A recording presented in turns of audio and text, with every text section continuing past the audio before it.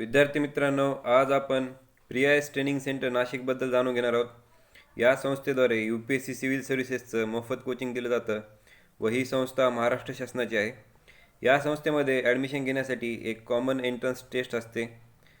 ही taste देण्यासाठी criteria काय आहे, एज लिमिट काय आहे, तसेच या CETचा पॅटर्न काय आहे हे आपण या व्हिडिओमध्ये पाहणारच आहोत.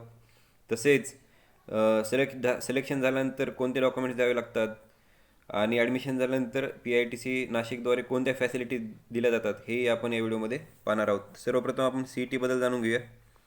CET ही नाशिकलाच होते. तसेच या परीक्षेचं जे नोटिफिकेशन आहे ते ऑगस्ट किंवा सप्टेंबर महिन्यात निघतं आणि ही परीक्षा ऑक्टोबर किंवा नोव्हेंबर महिन्यात होते.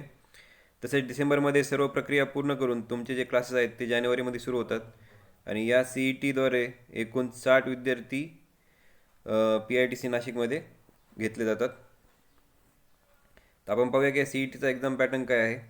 या CETमध्ये फक्त एकच पेपर असतो 200 गुणांसाठी, पण या एका पेपरमध्ये 2 सेक्शन असतात, सेक्शन 1 आणि सेक्शन 2. सेक्शन 1 हा GSचा सेक्शन आहे व सेक्शन 2 हा CSATचा सेक्शन आहे.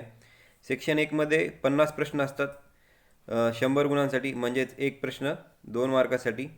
तर सेक्शन 2मध्ये 40 प्रश्न असतात 100 गुणांसाठी, म्हणजेच एक प्रश्न हा 2.5 मार्कसाठी असतो. तसेच दोन्ही सेक्शनचं माध्यम हे इंग्लिश आहे, म्हणजे दोन्ही सेक्शनचे प्रश्न हे इंग्लिशमध्ये दिलेले असणार. तसेच या दोन्ही सेक्शनला एकत्रितरित्या 2 तास वेळ भेटतो तुम्हाला. या 2 तासामध्ये तुम्हाला हे दोन्ही सेक्शन सॉल्व्ह करावं लागतात. तसेच CETची परीक्षा ही एक्झामच्या दिवशी सकाळी 11 ते 1 या दरम्यान जनरली असते. दरवर्षी याच टाईममध्ये घेतलेली आहे. सध्या तरी याच्यामध्ये काही बदल करण्यात आलेला नाही आहे. तसेच परीक्षेचे स्वरूप हे वस्तुनिष्ठ बहुपर्याय आहे, म्हणजेच तुम्हाला एक प्रश्न दिलेला असतो व त्याखाली 4 पर्याय दिलेले असतात. तुम्हाला एक योग्य पर्याय निवडायचा असतो. तर आता बरेचसे विद्यार्थी विचारतील की इथं काही निगेटिव्ह मार्किंग आहे का? तर होय, दोन्ही सेक्शनसाठी निगेटिव्ह मार्किंग आहे आणि ही निगेटिव्ह मार्किंग 1/3 आहे. म्हणजे तुमचे 3 उत्तरं चुकले तर तुम्हाला एका प्रश्नाचे मार्क कमी होतात. म्हणजेच सेक्शन 1मध्ये समजा तुमचे जर 3 उत्तरं चुकले तर 2 मार्क तुम्हाला मिळालेल्या मार्कमधून कमी होतात आणि सेक्शन 2मध्ये जर तुमचे 3 उत्तरं चुकली तर तुम्हाला मिळालेल्या मार्कमधून 2.5 मार्क कमी होतात. तर ही अशी 1/3 निगेटिव्ह मार्किंग आहे. तर इथं स्पेशली फक्त एकच गोष्ट लक्षात ठेवा की पेपर जरी एक असला तरी त्यामध्ये सेक्शन 2 आहेत आणि हे सेक्शन 2 एकाच प्रश्नपत्रिकेमध्ये असतात. म्हणजे अशी प्रश्नपत्रिका काय प्रत्येक सेक्शनसाठी वेगळी नसते, एकच प्रश्नपत्रिका असते आणि या एकाच प्रश्नपत्रिकेमध्ये 2 सेक्शन असतात, सेक्शन 1 आणि सेक्शन 2. आणि या दोघांसाठीही मिळून या दोघांना मिळून 2 तासाचा एवढा टाईम आहे, हे लक्षात ठेवा. पण जी मेरिट लिस्ट असते ती मात्र फक्त सेक्शन 1च्या मार्काहून ही घोषित केली जाते. म्हणजे सेक्शन 1चे जे 100 मार्क आहेत त्यापैकीच ही गुणवत्ता यादी लागते आणि सेक्शन 2 हा क्वालिफाईंग सेक्शन आहे. म्हणजे या सेक्शनमध्ये तुम्हाला फक्त 100पैकी 33 किंवा त्यापेक्षा जास्त गुण घ्यायचे आहेत. तर हे इथं लक्षात ठेवा तुम्ही. आता आपण बघूया की या CETसाठी सिलेबस काय आहे. सेक्शन 1 जो जनरल स्टडीजचा सेक्शन आहे याच्यासाठी सिलेबस काय आहे ते पाहूया. पहिला जो सब्जेक्ट आहे तो आहे current events of national and international importance, म्हणजे एकंदरीत करंट अफेअरचा हा सब्जेक्ट आहे. दुसरा जो आहे तो history of India and Indian national movement, म्हणजे एकंदरीत हा हिस्ट्रीचा सब्जेक्ट आहे. तसेच इंडियन अँड वर्ल्ड जॉग्रफी, त्याच्यामध्ये physical, social, economic geography of India and the world. तर म्हणजेच तुम्हाला इथं इंडिया आणि वर्ल्डची जॉग्रफी करायची आहे. तसेच जो चौथा सब्जेक्ट आहे तो आहे इंडियन पॉलिटी अँड गव्हर्नन्स, त्यामध्ये constitution, political system, Panchayati Raj, public policy आणि राईट इश्यूज. पाचवा जो सब्जेक्ट आहे तो आहे इकॉनॉमी अँड सोशल डेव्हलपमेंट, त्याच्यामध्ये sustainable development, poverty, inclusion, demographics, social sector initiatives. सहावा जो चॅप्टर आहे तो आहे general issues on environmental ecology, biodiversity, climate change that do not require subject specialization. म्हणजे एकंदरीत हा एन्व्हायरमेंटचा सब्जेक्ट आहे आणि हा जनरल इश्यूवरच असतो, त्याच्यासाठी काही स्पेशलायझेशन करायची गरज नाही. आणि शेवटचा जो सब्जेक्ट आहे तो आहे जनरल सायन्स, म्हणजेच सामान्य विज्ञान. तर एकंदरीत हा सेक्शन 1चा सिलेबस आहे. सेक्शन 2 जो क्वालिफाईंग आणि CSATचा सेक्शन आहे याचे टॉपिक असे आहेत. पहिला जो आहे तो आहे कॉम्प्रिहेन्शन, म्हणजेच उत्तरे. दुसरा आहे interpersonal skills including communication skill.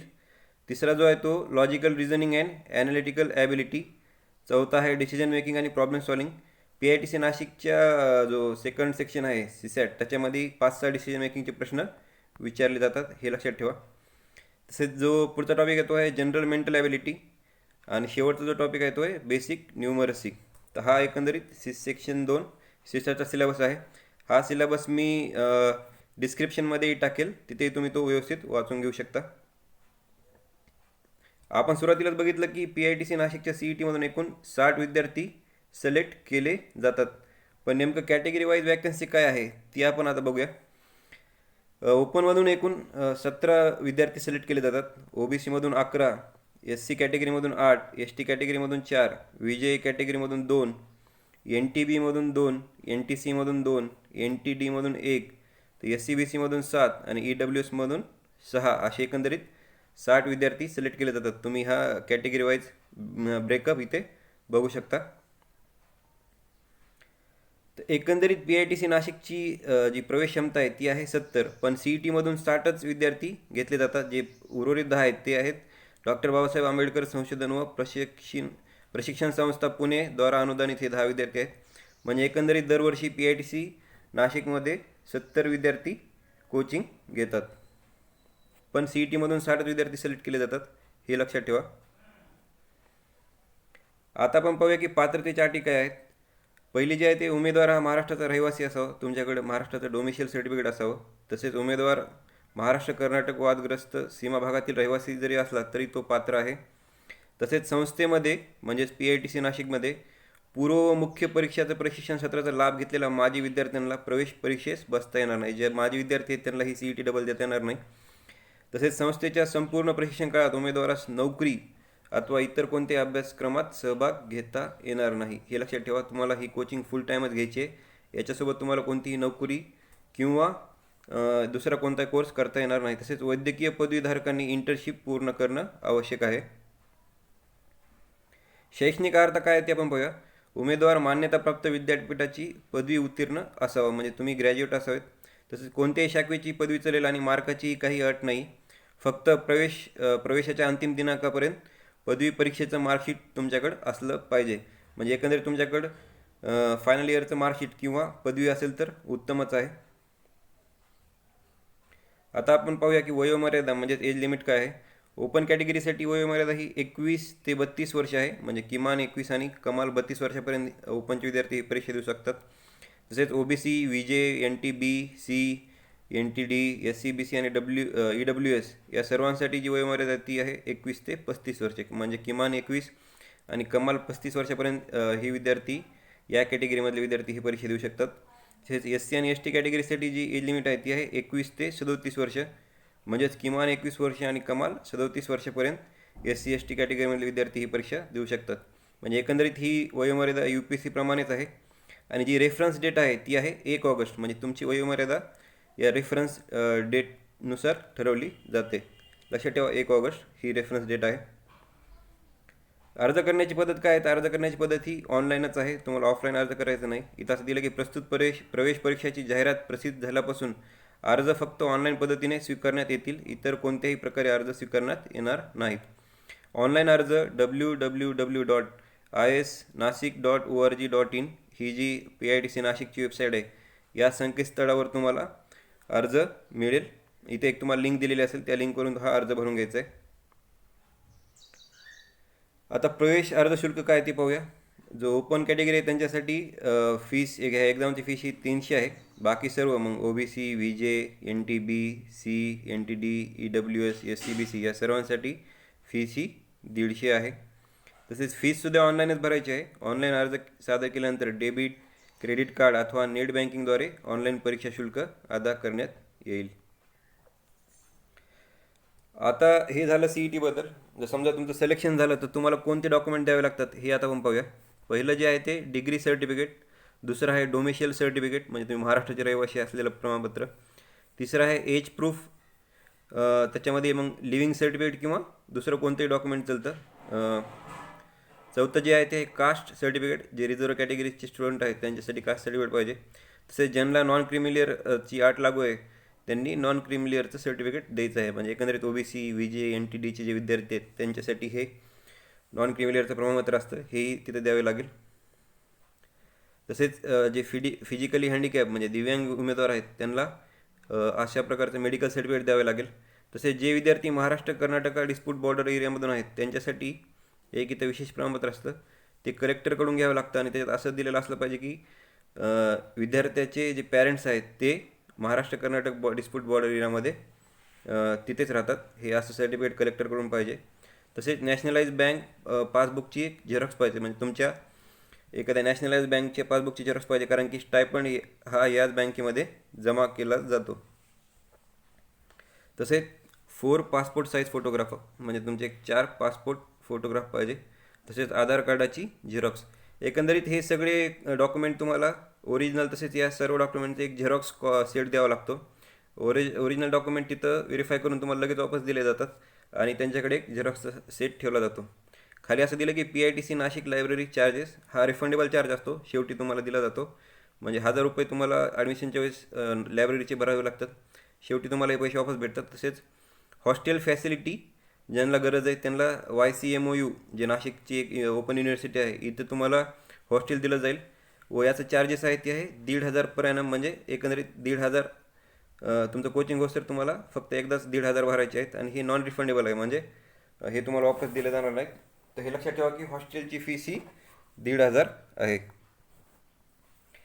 तर नेमका ट्रेनिंग प्रोग्राम कसा असतो, तर तुमची जेव्हा CET होते आणि CETमधून तुमचं जेव्हा सिलेक्शन होतं त्यानंतर तुमचे जानेवारीमध्ये क्लास सुरू होतात आणि सर्वप्रथम जे असतं ते टर्म 1 सुरू होतं.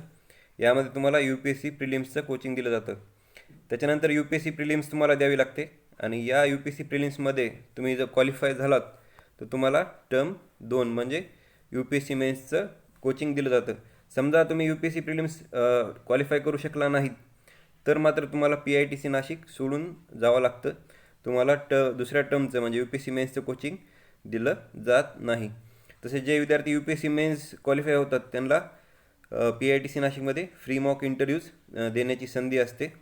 तसेच अजून एक इथं गोष्ट की समजा तुम्ही PITC नाशिकचे विद्यार्थी नसताल आणि तुम्ही बाहेरूनच UPSC प्रिलिम्स क्रॅक केली तर तुम्हाला डायरेक्ट टर्म 2साठी इथं ॲडमिशन घेता येतं, म्हणजे UPSC मेन्सच्या तयारीसाठी तुम्हाला ॲडमिशन घेता येतं आणि ह्याच्यासाठी काही CET नसते, फक्त तुम्ही प्री क्वालिफाय असला पाहिजेत. तर बरेचसे विद्यार्थी विचारतात की स्टायपंड किती आहे, तर सध्याच्या घडीला हे स्टायपंड 4,000 पर महिना आहे आणि हे तुमच्या अटेंडन्सवर डिपेंड करतं. तर सध्या हे लक्षात ठेवा की PITC नाशिकचं स्टायपंड हे 4,000 पर मंथ आहे. तर आता आपण बघूया की तुमचं ॲडमिशन झाल्यानंतर PITC नाशिकमध्ये तुम्हाला काय फॅसिलिटीज भेटतात. पहिली आहे हॉस्टेल.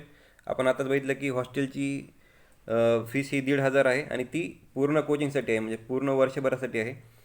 आणि तसेच लायब्ररी तुम्हाला इथे भेटेल.